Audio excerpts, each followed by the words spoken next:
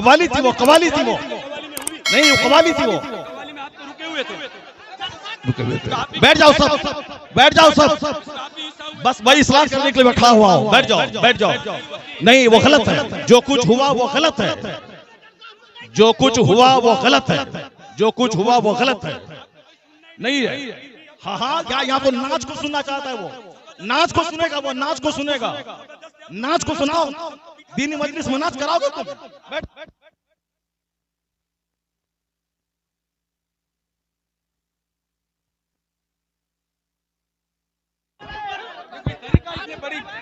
आप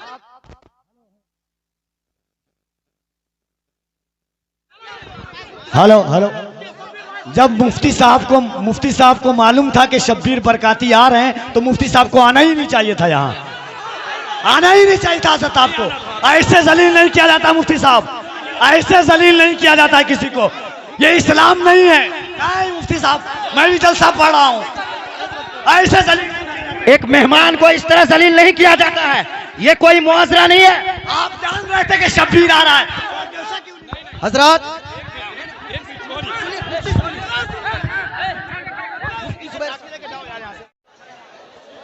अस्सलामु अलैकुम वरहमतुल्लाहि वबरकातुहू।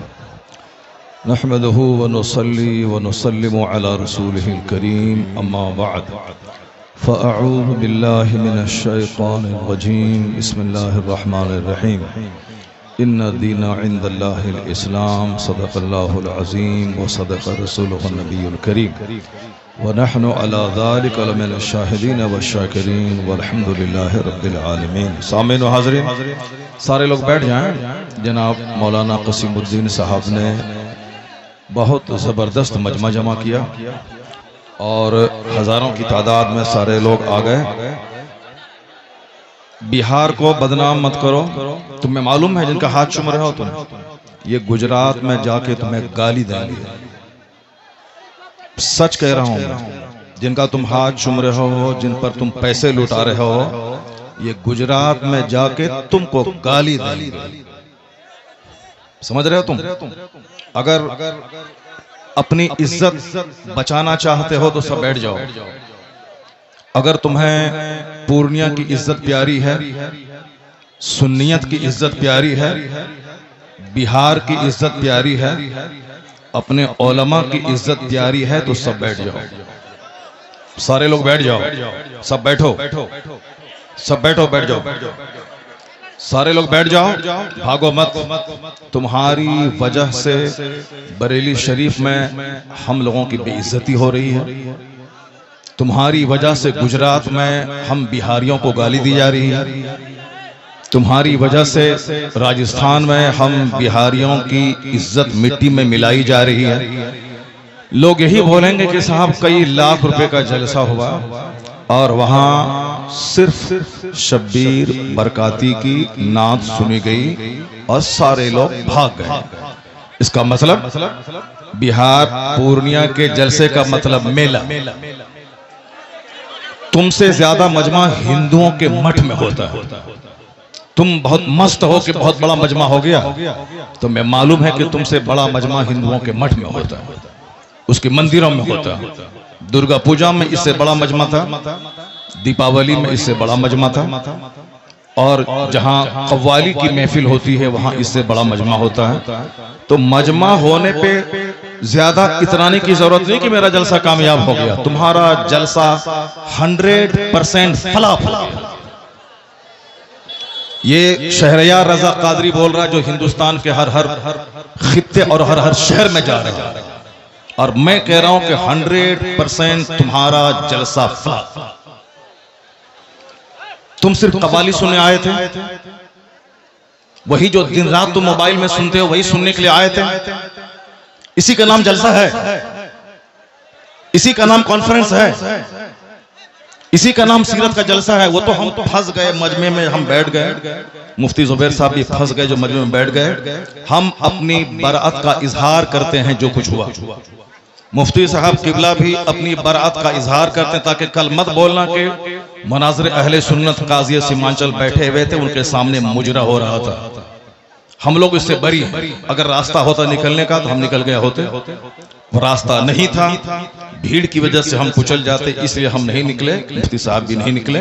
बाकी जो कुछ हुआ हम इससे बरी हैं। कल मत कहना कि मौलाना शहरियार बैठे हुए थे उनके सामने मुजरा हुआ, ये क्या चीज है?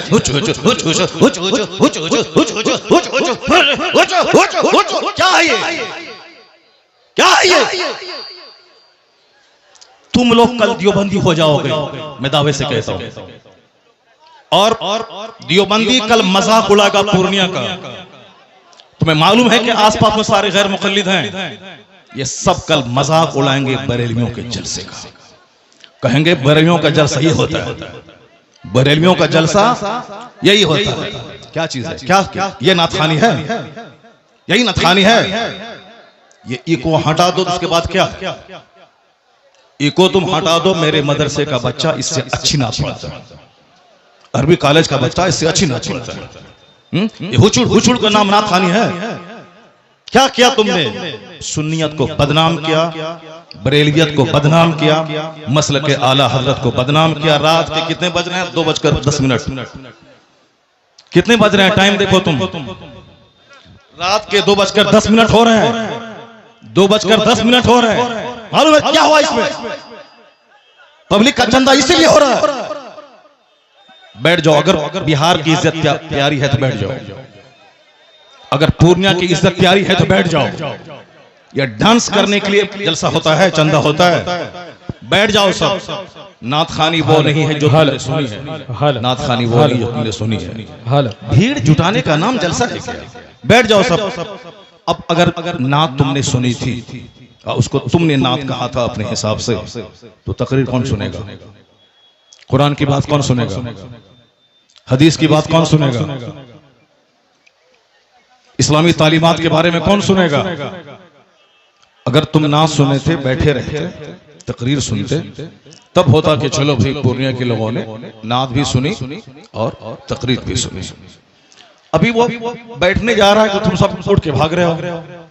तुम्हारी वजह से हम लोगों की बेइज्जत और बदनामी होती है। बिहारी एक गाली बन के रह गया है। जैसे कारोबार के एतबार से सारे लोग यहाँ से भीड़ लगाते हैं पंजाब दिल्ली में, वो तो अलग बात है। मजहबी तौर पर भी बिहारी एक गाली है।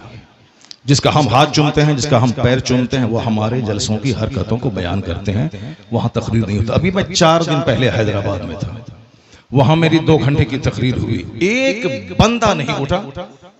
सारे लोग गौर से तकरीर सुनते रहे, पुलिस वाले खड़े होकर तकरीर सुनते रहे, जबकि वहां कोई परमिशन नहीं था, लेकिन वो सारे लोग गौर से इस्लाम सुनते रहे, इस्लाम सीखते रहे। ये है तकरीर, ये है मुसलमानों का इस्लामी जज्बा। ये क्या है? बस हुचुड़ सुने और भाग गए। ये कोई तरीका है क्या? ये कोई तरीका है क्या? यही नात हो गई क्या? नहीं, मैं उससे बरी हूं। मैं कतान कभी नहीं पसंद करता हूं इस तरह की नाथखानी को। जो कुछ हुआ गलत गलत गलत गलत। अब अगर जरा भी गैरत मौजूद है तो बैठ करके थोड़ी देर तकरीर सुन लो, कुरान हदीस की बात सुन लो जरा की बात। और जो सारे लोग जोर से बोले दरूशी पढ़ें, अल्लाहुम्मा सल्ली अला सय्यदना व मौलाना मुहम्मदिन मअदनिल जूद वल करम व आलिहि व बारिक व सल्लिम सलातन व सलामन अलैका या रसूल अल्लाह। इस तरह की मजलिसों से जब कुरान पाक की तिलावत होती है, कुरान पाक की तिलावत होनी चाहिए 1 घंटा, ताकि मुसलमानों का सीना हिल जाए, इनकी आंखें आंसू बहाएं। यहाँ कुरान पाक की तालीम के लिए मदरसा कायम होता है। मदरसे के जलसे में कुरान पाक की तालीम पे फोकस दिया जाता है। तो हमारे जलसे भी इस्लामिक इन्वायरमेंट में होते हैं। यहाँ मुस्तफा की हदीस सुनाई जाती है। ये बता दे कि तुम लोग यहाँ क्या सुनने के लिए आए थे? ये नंगे सर क्यों आए थे? क्या करने आए थे? सिर्फ शबीर बरकाती को सुनने आए थे? यहाँ जिसके साहब मर्तबे का ये आलम है कि बड़े बड़े उलमा जिनका हाथ चूमते हैं, उनकी कोई इज्जत नहीं है, और तुम साहब एक दुनियादार आदमी की ना सुन रहे हो। तुम्हें मालूम है तुम्हें क्या सब हो रहा है? तकरीर सुनो, हदीस सुनो, और अपने स्टेट और अपने डिस्ट्रिक्ट को बदनाम मत करो। ये जलसा है, कव्वाली की महफिल नहीं है। यहाँ कुरान पाक की तिलावत होती है। आधा घंटा तक कुरान पाक की तिलावत होनी चाहिए। सरकार दो जहां सलाम की हदीस पाक की रिवायत होनी चाहिए। इस्लामी तारीख बयान करनी चाहिए। अब जलसा शुरू हो रहा है, यहाँ से गौर से सुनो। अल्लाह तबारक व तआला हमको और आपको सारे मुसलमानों को जलसे की कद्र करने की तौफीक अता फरमाए। जरा एक बार जोर से बोलो सुभान अल्लाह, हाथ उठा के बोलो ला इलाहा इल्लल्लाह मुहम्मदुर रसूलुल्लाह सल्लल्लाहु अलैहि वसल्लम। कुंतुम खैर उम्मतिन उखरिजत लिन्नास तअमुरून बिल मारूफ व तनहौना अनिल मुनकर। तुम बेहतरीन उम्मत हो, तुम बेहतरीन उम्मत हो जो लोगों की तरफ भेजे गए हो, और तुम्हारी ड्यूटी है नेक राह पे चलना, नेकी का पैगाम देना, और तुम्हारी ड्यूटी है बुराइयों से रोकना। क्या हुआ जी? बैठ जाओ तुम वहां पे, बैठो नंगे सर बैठ क्या करने आया तुम? बैठो तुम वहां पे, क्या तुम्हारी बात सुनो? बैठो तुम, बैठ जाओ तुम। ये क्या कवाली की महफिल है? कवाली की महफिल है? ऐसे जलील नहीं किया जाता। कवाली की महफिल है ये? मुफ्ती साहब कवाली है ये? कवाली थी वो, ऐसे जलील नहीं किया जाता है। कवाली थी वो, कवाली थी वो, नहीं वो कवाली थी वो। बैठ जाओ सब, बैठ जाओ सब, बस भाई इस्लाम करने के लिए बैठा हुआ हूं। बैठ जाओ, बैठ जाओ। नहीं वो गलत है, जो कुछ हुआ वो गलत है, जो कुछ हुआ वो गलत है, जो कुछ हुआ वो गलत है, नहीं है। हाँ हाँ, क्या यहाँ को नाच को सुनना चाहता है? वो नाच को सुनेगा, वो नाच को सुनेगा, नाच को सुनाओ। दीनी मजलिस में नाच कराओगे तुम? बैठ।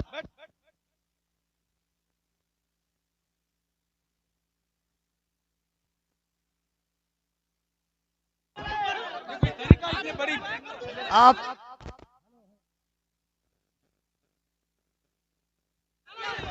हेलो हेलो, जब मुफ्ती साहब को मालूम था कि शब्बीर बरकाती आ रहे हैं तो मुफ्ती साहब को आना ही नहीं चाहिए था, यहाँ आना ही नहीं चाहिए था। हज़रत आपको ऐसे जलील नहीं किया जाता मुफ्ती साहब, ऐसे जलील नहीं किया जाता है किसी को, ये इस्लाम नहीं है। नहीं मुफ्ती साहब, मैं भी जलसा पढ़ रहा हूँ, ऐसे जलील एक मेहमान को इस तरह जलील नहीं किया जाता है, ये कोई मुआजरा नहीं है। आप जान रहे थे कि शब्बीर आ रहा है हजरत।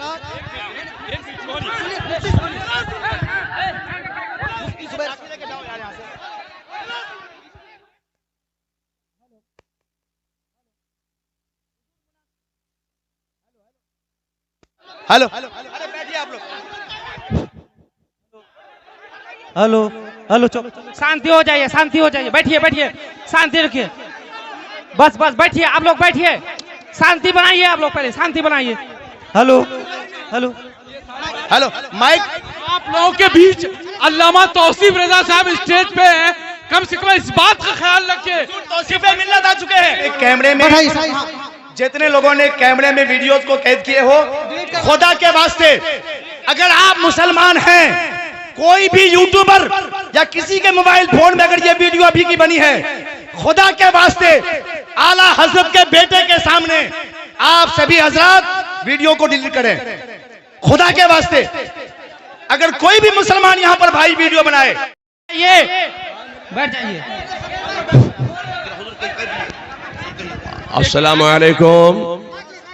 ये जलसा आपने बड़े मेहनत व काबिज से दीन की तरक्की व बका और इस्तेहकाम के लिए उलमा अहले सुन्नत को उनके बयानात को सुनने के लिए, अपने ईमान की इस्लाह के लिए आपने ये जलसा सजाया। और अगर आप ही लोग ये सब काम करेंगे, इस तरीके से अफरा तफरी और इंतशार पैदा करेंगे, तो ये जलसा मौलाना ने सजाया बड़ी मेहनत व काबिज से। इस जलसे का क्या होगा? आप हजरात तो इलाके के हैं, अपने इलाके की इज्जत का आप ख्याल कीजिए। और ये मामलात जो हैं पहले के और थे, अब 1 मिनट में पूरी दुनिया में बात पहुंच जाती है। इसलिए मैं आपसे गुजारिश करूंगा कि आपके इलाके के बहुत बड़े आलिम दीन मौलाना शहरयार रजा साहब बहुत बड़े आलिम दीन हैं, और नात सुनना इबादत, नात लिखना इबादत, नात पढ़ना इबादत। लेकिन मुझे आप बताइए कि जब तक के उलमा की तकरीरें आप नहीं सुनेंगे तो ये कौन बताएगा कि नात सुनना इबादत है, नात पढ़ना इबादत है, नात लिखना इबादत है। उलमा की तकरीरें से ईमान सलामत होगा, अकीदा महफूज होगा, तो उलमा की तकरीर सुनना पहले, नात सुनना ये बाद में। नात भी पढ़ी जाएगी और तकरीर भी की जाएगी। आप लोग बड़े इत्मीनान के साथ तशरीफ रखें।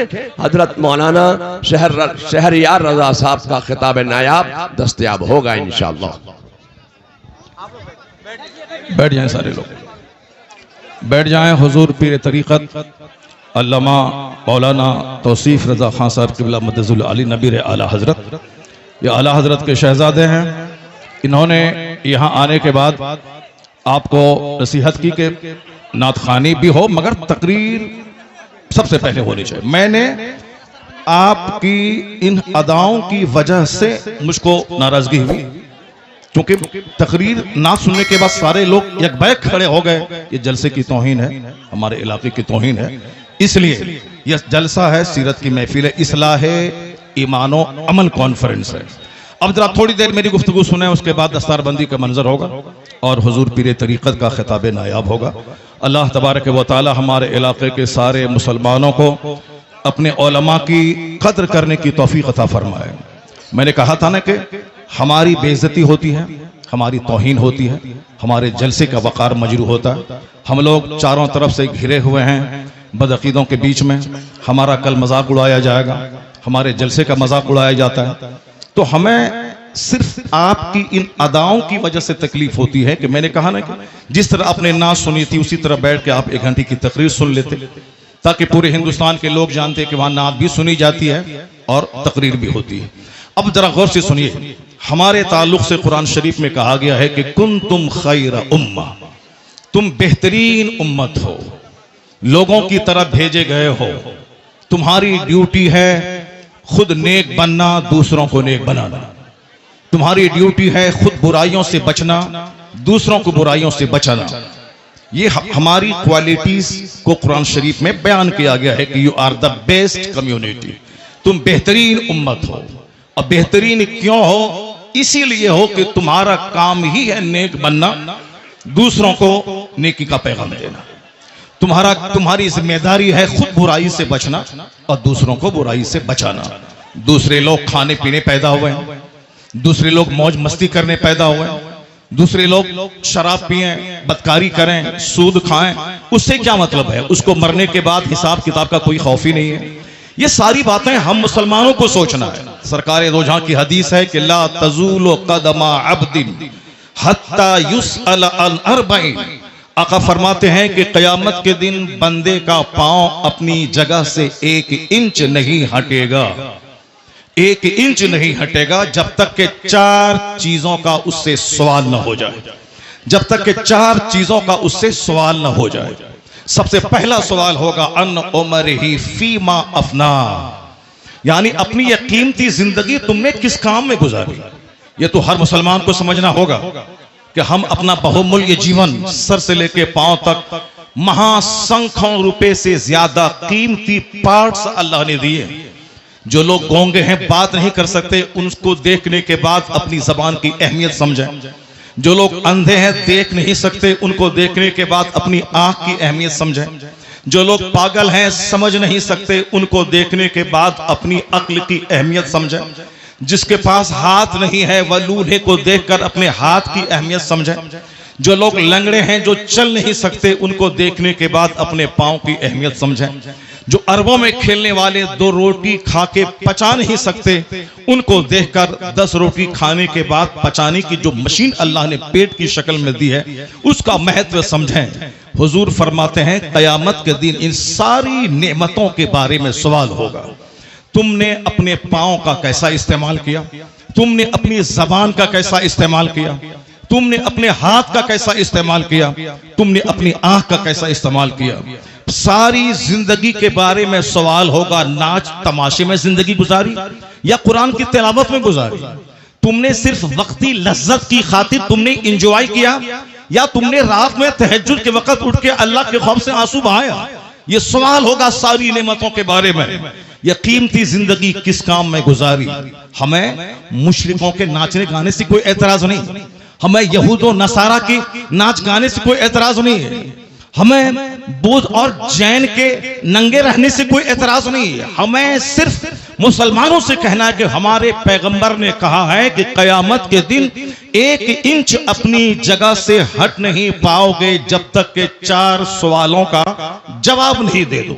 हर मुसलमान के बच्चों को यह हदीस याद होनी चाहिए, हर मुसलमान के घर में यह हदीस लिखी होनी चाहिए, हर मदरसे की दीवारों में इस हदीस से पाक को लिखा जाना चाहिए, हर मस्जिद में इस हदीस से पाक को लिखा जाना चाहिए, ताकि सारे लोग अपनी रिस्पॉन्सिबिलिटीज को समझें कि क़यामत के दिन क्या होगा। पहला अन उमर ही फीमा अफना, जिंदगी के बारे में, जिंदगी किस काम में गुजारी। दूसरा सवाल होगा अन शबाब ही, जवानी के बारे में कि तुमने जवानी किस काम में गुजारी। जवानी दीवानी होती है, जवानी में लोग कहते हैं कि चलो कुछ भी करो, बुढ़ापे में तो नेक बन ही जाना है, जबकि बुढ़ापे में 90% लोग नेक नहीं बनते, अलबत्ता बीमार बनकर वो अपनी जिंदगी के आखिरी अयाम को भी तबाह बर्बाद करते हैं। हुजूर फरमाते हैं कि तुम जवानी किस काम में गुजारी, इसका सवाल होगा। तीसरा सवाल होगा अन माल ही मिन ऐन इक्तसबहु व फीमा फज़अहु, यानी माल कहां से कमाया और कहां खर्च किया, इसका सवाल होगा।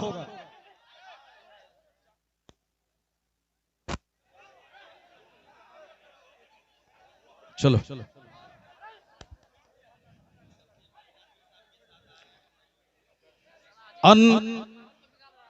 मालूम है नबी आला हजरत बैठे हुए हैं, शहजादे आला हजरत बैठे हुए हैं।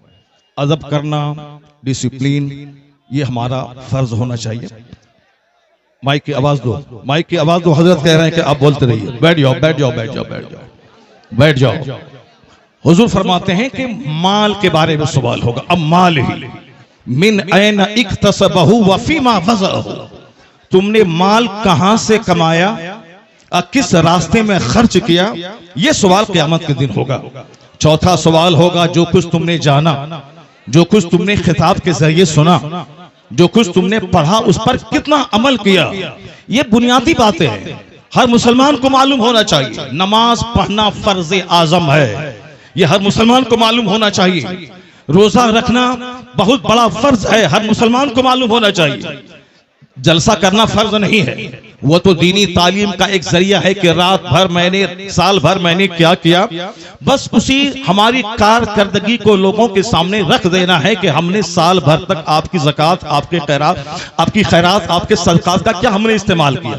वो इसीलिए है साहब, नाते पाक पढ़ना इसीलिए है ताकि हमें मुस्तफा से मोहब्बत है, वरना सिर्फ नाते पाक पढ़ना ही हमारी गर्ज़ो क़ायस नहीं है। हमारा मकसद हयात है अल्लाह की इबादत करना। अल्लाह की इबादतों में क़यामत के दिन ये सवाल ही नहीं होगा कि तुमने नात पढ़ी या नहीं पढ़ी। सबसे पहला सवाल होगा, हुजूर फरमाते हैं इन्ना अव्वल मा युहासबु बिहिल अब्द यौमल क़यामति सलात, क़यामत के दिन सबसे पहला सवाल नमाज का होगा। फातिहा अच्छी चीज है मगर नमाज उससे बड़ी चीज है। जलसा जुलूस अच्छा काम है मगर नमाज पढ़ना उससे सबसे बड़ा काम है। मज़ारात की हाजिरी अच्छा काम है मगर उससे बड़ा काम है नमाज पढ़ना। सरकार आला हजरत का जो मसलक है वो मसलक यही है कि हाँ, नफल को नफल का दर्जा दिया जाए, फर्ज को फर्ज का दर्जा दिया जाए, वाजिब को वाजिब का दर्जा दिया जाए। ऐसा नहीं कि नफल को फर्ज बना दिया जाए, ऐसा नहीं कि साहब जो गैर जरूरी है उसको जरूरी का दर्जा दे दिया जाए। मसले के आला हजरत यही है कि फातिहा नफल है, नफल की हैसियत हो, जुलूस नफल है, जुलूस मोहम्मदी की नफल की हैसियत रहे, और मज़ारात की हाजिरी नफल है, उसकी हैसियत नफल ऑप्शनल की होनी चाहिए। सबसे पहला जो फर्ज आजम है वो नमाज है, फर्ज आजम नमाज है। दूसरा सबसे बड़ा फर्ज व रोजा है, एक फर्ज आजम ज़कात है, एक फर्ज हज है। ये बेसिक चीजें हैं। क़यामत के दिन सवाल नमाज का होगा, क़यामत के दिन सवाल रोजे का होगा, क़यामत के दिन सवाल हज का होगा, क़यामत के दिन सवाल ज़कात का होगा, क़यामत के दिन सवाल अखलाक का होगा, क़यामत के दिन सवाल फराइज़ व वाजिबात का होगा। नवाफिल का सवाल नहीं होगा। अगर नवाफिल फर्ज के साथ मिल जाएं तो फिर उसका दर्जा और बुलंद हो जाएगा, लेकिन फर्ज को छोड़कर नफल बेवजन है। फर्ज को छोड़कर नफल खसो खाशाक की तरह है। तो जो कहता है कि फातिहा हराम है वो मिसगाइड है। जो कहता है कि जुलूस मोहम्मदी हराम है वो गुमराह है। जो कहता है कि औलिया सालिहीन के आस्थाने पे जाना जरूरी नहीं है, फर्ज वाजिब नहीं है, वह जाना गुनाह है, नाजायज है, वो भी गुमराह है। और जो ये कहता है कि सिर्फ नमाज पढ़े दरगाहों पे जाना नहीं, वो भी मिसगाइड है। और जो ये कहता हो कि सिर्फ फातिहा पढ़े नमाज जरूरी नहीं है, सिर्फ जलसा करे नमाज जरूरी नहीं है, सिर्फ नात पढ़े नमाज जरूरी नहीं है, सिर्फ साहब कव्वाली करे नमाज जरूरी नहीं है, वो भी मिसगाइड है। बीच का रास्ता है मसलके एतदाल और मसलके आला हजरत के पहले फर्ज अदा होगा फिर नफल अदा होगा। यहाँ नमाज भी अदा होगी, नियाज भी अदा की जाएगी, नमाज भी पढ़ी जाएगी, मज़ारात पे हाजिरी भी होगी, नमाज भी पढ़ी जाएगी, जुलूस मोहम्मदी भी निकाला जाएगा। ये फर्ज और नफल या दोनों मिलकर सीधा रास्ता जन्नतुल फिरदौस लेके जाएगा। नारे यही मसलके आला हजरत है, तकबीर, नारे रिसालत, यही मसलके आला हजरत है। इसी का नाम मसलके अहले सुन्नत व जमात है। कल कोई बदअकीदा ये नहीं बोले कि इतने रुपए बड़ा जलसा हुआ, नमाज की बात नहीं हुई। मैं नमाज की वकालत करता हूं कि नमाज के बगैर जलसा बेवजन है, नमाज के बगैर फातिहा बेवजन है, नमाज के बगैर साहब जुलूस मोहम्मदी बेवजन है। इसलिए कि कोई नफल कबूल नहीं होता। आला हजरत ने लिखा है जब तक के फर्ज न अदा हो। 1 करोड़ रुपए की मस्जिद कोई तामीर करे ये नफल है, और ज़कात का 100 रुपया अगर किसी पे फर्ज है तो वह फर्ज है। आला हजरत फाज़िल बरेलवी लिखते हैं कि जब तक वह ज़कात अदा नहीं होगी कोई नफल खैरात काबिल कबूल नहीं होगा। इसका मतलब यह निकला कि जलसा नहीं होगा, ऐसा नहीं, जलसा भी होगा, नमाज पहले होगी जलसा बाद में होगा, नमाज पहले होगी फातिहा बाद में होगी, नमाज पहले होगी नात बाद में पढ़ी जाएगी। आला हजरत से किसी ने पूछा था हुजूर रमजान में तरावी की नमाज सुनाता हूँ, पढ़ाता हूँ, तरावी पढ़ाता हूँ, रमजान में रोजे रखता हूँ, कुरान शरीफ की तिलावत करनी पड़ती है, क्या मैं रोजा छोड़ सकता हूँ? आला हजरत ने कितना अच्छा जवाब दिया।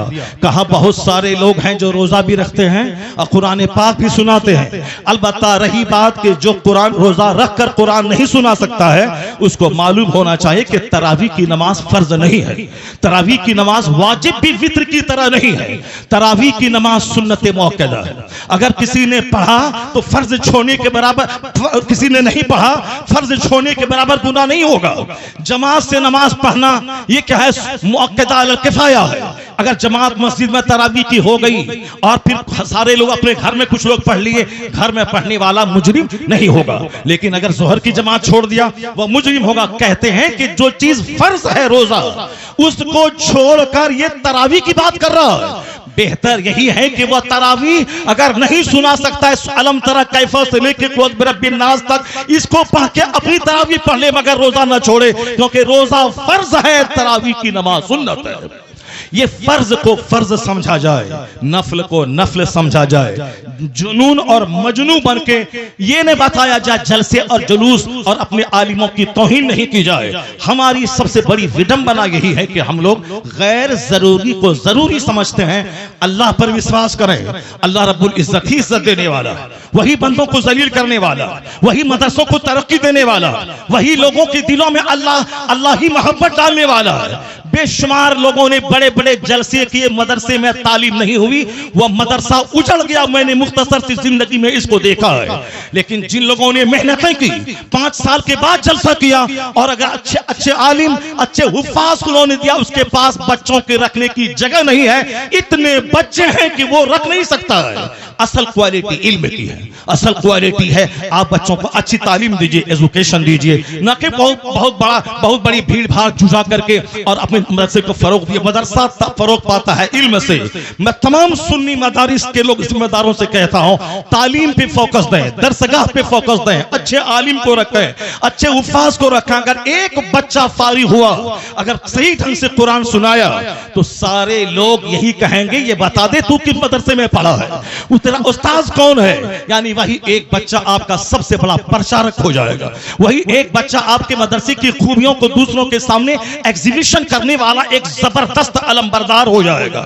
आपने 10 बच्चों को आपने निकाल दिया और क्वालिटी उसमें नहीं है, वह जहां भी जाएंगे मदरसों को बदनाम करेंगे कि किस उस्ताद ने तुझको पढ़ाया है, किस मदरसे में तुमने पढ़ाया है। क्वालिटी पे जोर देना। बस आखिरी बात सुन ले, अभी मुसलमानों के चेहरे पे हवाइयां उड़ रही हैं कि हमारा मुस्तकबिल कैसा है, हमारा फ्यूचर कैसा है, हमारा आने वाला दिन कैसा है। आपको मैं यकीन दिलाता हूं कि इस्लाम का आने वाला दिन इतना सुनहरा है कि कोई दिन ऐसा नहीं गुजरता जिस दिन कोई पढ़ा लिखा आदमी कलमा पढ़ के मुस्तफा का गुलाम न बनता हो।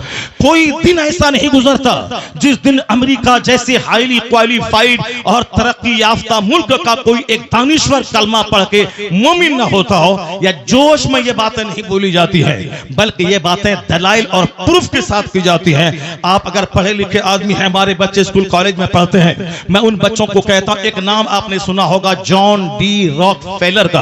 हमारे शेख बैठे हुए हैं, शेख का दौरा लंदन होता है, हमारे हजरत का दौरा अमेरिका होता है, हमारे हजरत का दौरा अफ्रीका होता है। वह सारी दुनिया के हालात से बाखबर है।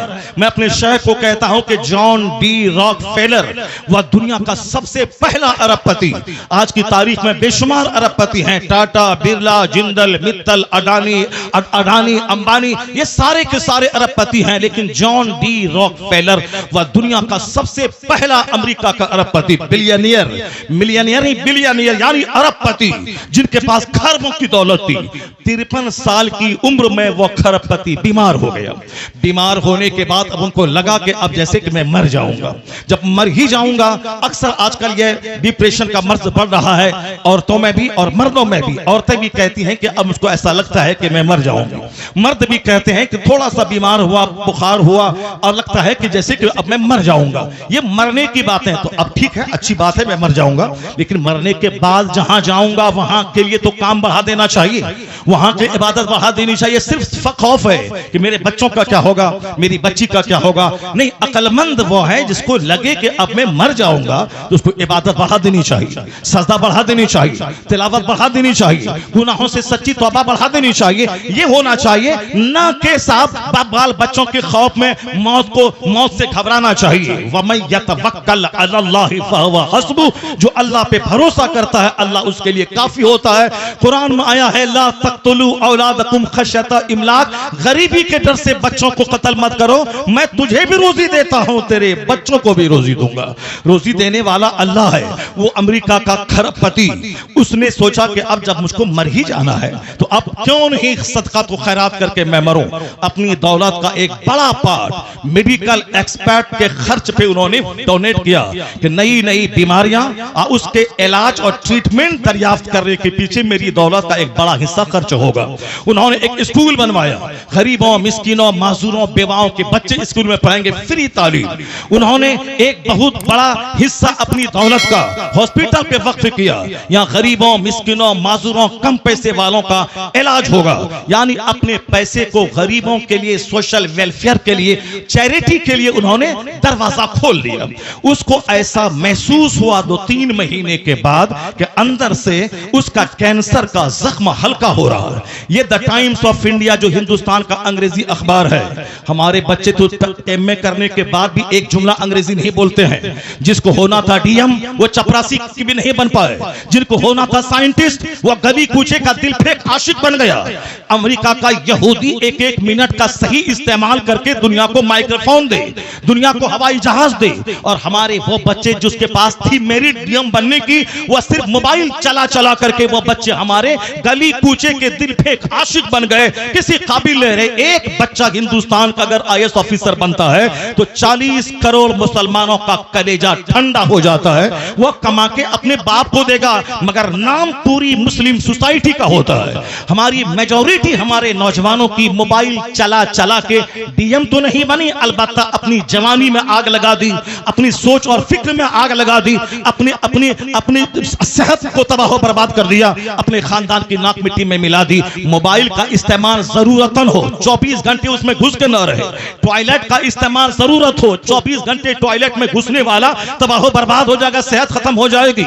यहूदी एक एक मिनट को कीमती समझते हैं तो जलील कौम दुनिया में सबसे मालदार कौम है। जबकि नमाजों की पाबंदी हमें वक्त की कदर सिखाती है, जबकि सहर और इफ्तार का सिस्टम वक्त की कदर सिखाता है, जबकि ज़कात का मैनेज हमें एक एक मिनट को कीमती समझने का पैगाम देता है। 1 मिनट पहले दाना हलाल, 1 मिनट के बाद दाना हराम, ये हमें पंक्चुअलिटी सिखाता है। मगर अक्ल रहे तब न इन बातों पे हम गौर करें। हमारे पास तो गुस्सा बहुत ज्यादा है, हमारे पास जज्बात बहुत ज्यादा है, हमारे पास साहब छोटी फिक्री की वजह से हम जो लायक थे उस लायक नहीं बन पाए। अमेरिका का खरबपति, उन्होंने दौलतों का एक बड़ा हिस्सा स्कूल पे, हॉस्पिटल पे, गरीबों के राशन के किट पे और मेडिकल एक्सपर्ट की टीम बैठा के, ताकि नई बीमारियों का इलाज खोज करने के लिए वह टीम खास रहे। उनको ऐसा लगा जब से वह चैरिटी सदका तो खैरात का काम शुरू किया, अंदर से उसके बदन का जो कैंसर था उसका मर्ज दूर होने लगा। 4 महीने के बाद उन्होंने टेस्ट करवाया, उसके अंदर का कैंसर खत्म हो चुका था।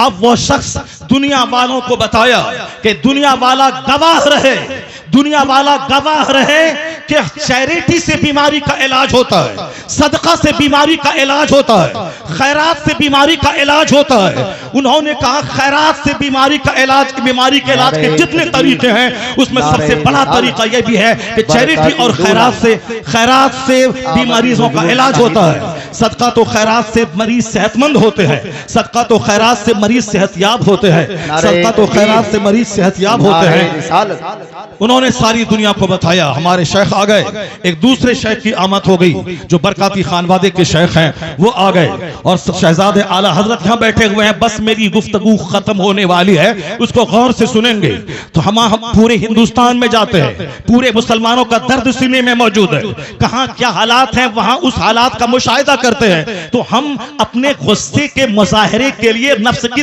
तस्कीर की खातिर नहीं देते हैं, सिर्फ मिल्लत के लिए, कौम के लिए, मसलक के लिए हम अपने लोगों के सामने अपनी कमजोरी बयान करते हैं। जरा गौर से सुने, जब उन्होंने खरबपति ने कहा कि मेरा मर्ज अच्छा हुआ, इलाज के जितने तरीके हैं, एलोपैथिक, होम्योपैथिक, साहब जड़ी बूटी, आयुर्वेद में सब तरीके हैं इलाज के, मगर सदका तो खैरात इलाज का एक जबरदस्त तरीका है। तो जो बात जॉन डी रॉकफेलर ने आज कही, यही बात मुस्तफा ने 1400 साल पहले कही थी कि दावू मरदाकुम बिस्सदका व हस्सनु अमवालकुम बिज़्ज़कात। मुस्तफा ने कहा अपने मरीजों का इलाज सदका करके क्या करो।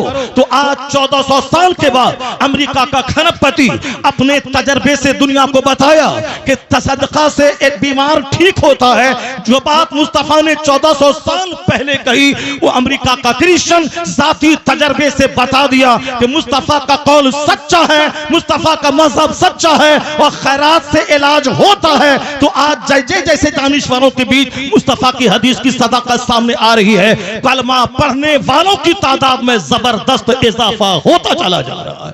इस्लाम कभी खतरे में नहीं था और आज भी खतरे में नहीं है। जैसे जैसे इल्म बढ़ रहा है, जैसे जैसे रिसर्च बढ़ रही है, जैसे जैसे तहकीक बढ़ रही है, वैसे वैसे मुस्तफा के गुलामों की तादाद में इजाफा होता जा रहा है। इस्लाम के ताल्लुक से आप बेफिक्र हो जाएं, अपनी फिक्र करें कि मेरा मरते वक्त क्या होगा, मेरा कब्र में क्या होगा, मेरा हश्र में क्या होगा, कल अगर मैं मर गया तो मेरा क्या होगा। इस्लाम के बारे में ज्यादा फिक्र करने की जरूरत नहीं है। इस्लाम बहुत जिंदा ताबिंदा मजहब है, पूरी दुनिया के हर गोशे